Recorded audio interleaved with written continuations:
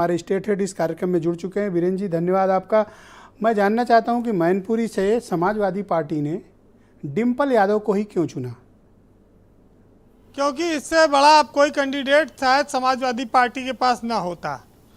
5 सांसद जीते थे, उसमें से 2 हार गए हैं लोकसभा का उपचुनाव, आजमगढ़ और रामपुर। आजम खां और अखिलेश यादव विधायक हो गए, वहाँ इस्तीफे से खाली हुई, बीजेपी जीत गई।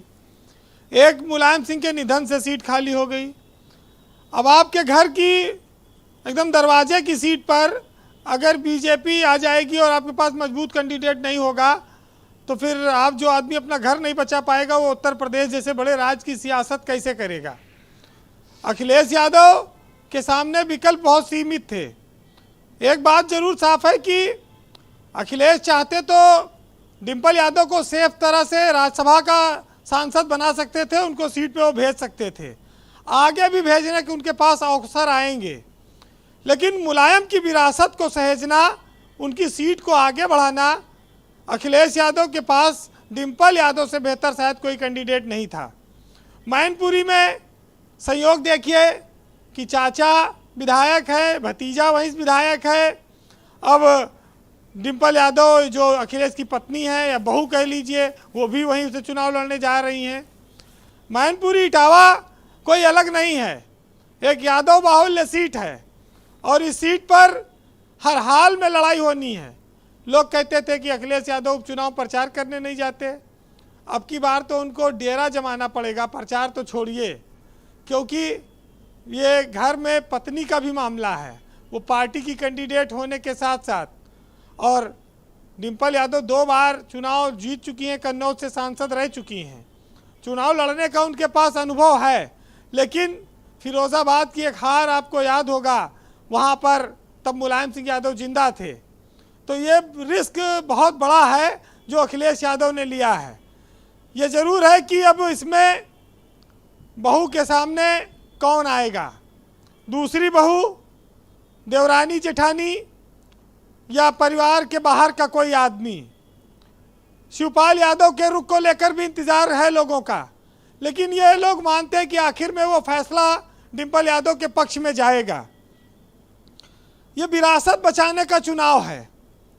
ऐसा सेफ चेहरा अगर ना आता तो शायद ये विरासत खतरे में पड़ सकती थी, लोग इसको जानते हैं।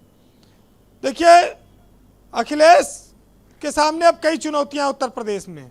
मुलायम सिंह की छाया उनके ऊपर से हट चुकी है, पार्टी को अकेले चलना है, आगे बढ़ाना है जी। चुनाव वो गोला का हार गए, वहाँ पर जो विधायक थे उनके बेटे को टिकट दिया गया, वो चुनाव जीते, वहाँ परिवारवाद नहीं था, वो संयोग से मिल गया टिकट उसको। और उसके बाद मामला फिर घर की ओर आ गया।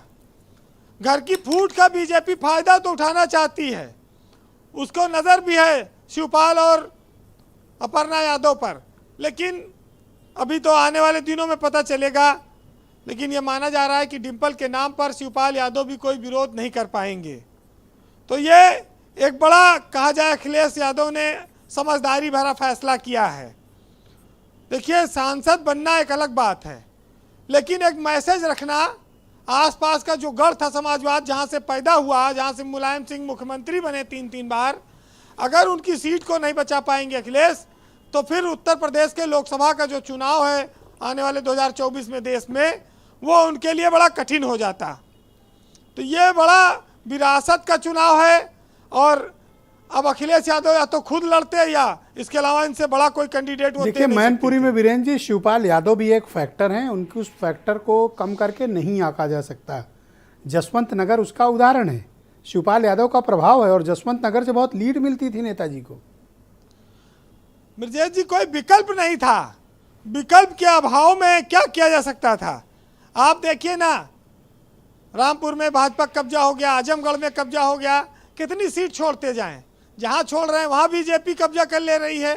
तो एक अखिलेश यादव के पास डिम्पल के रूप में एक बड़ा कैंडिडेट है, वो महिला है, महिलाओं का भी वोट वो काफी खींचने की कोशिश करेंगी, यादव बाहुल्य सीटें हैं, तो इतना क्लोज मामला है कि इससे बेहतर एक कुछ नहीं हो प्रश्न सकता आपसे भी था। पूछूंगा जो मैंने भाई मलिक जी से पूछा, नेताजी के निधन के बाद मैनपुरी कैसे रिएक्ट करेगा?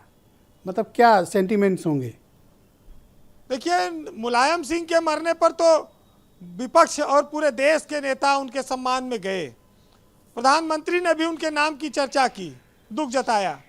तो ये राजनीति का शिष्टाचार था, लेकिन युद्ध के मैदान में तो सब लड़ेंगे। जनता वहाँ की यादव परिवार के साथ रही है।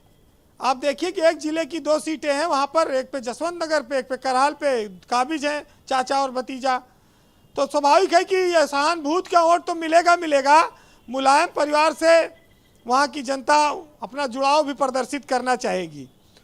डिम्पल के आने से एक चीज़ थोड़ी सी बेहतर होगी समाजवादी पार्टी के पक्ष में, जो तहजीब है, जो सलीका है और जो अदब है, वो महिला होने के नाते उसका उनको फ़ायदा मिलेगा।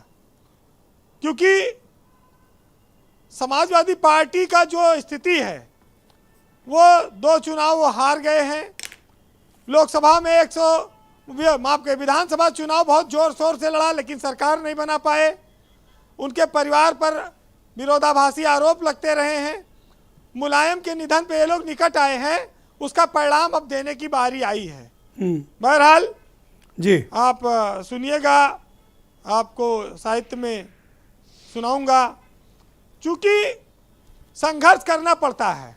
डिम्पल यादव सांसद रही, नेता हैं, उनको भी संघर्ष के रास्ते पे आना चाहिए। उन्होंने सही रास्ता चुना है। तो सुनिएगा कि हदें शहर से निकली तो गांव-गांव चली, और कुछ यादें मेरे संग पाँव-पाँव चली। और सफ़र जो धूप का हुआ तब तजुर्बा हुआ, वो ज़िंदगी ही क्या जो छाँव-छाँव चली। और पुरानी कश्ती को पार लेकर फ़कत हमारा हुनर गया है, और नए खिवैया ये न समझें कि नदी का पानी उतर गया है। बहुत शुक्रिया आपका वीरेंद्र जी।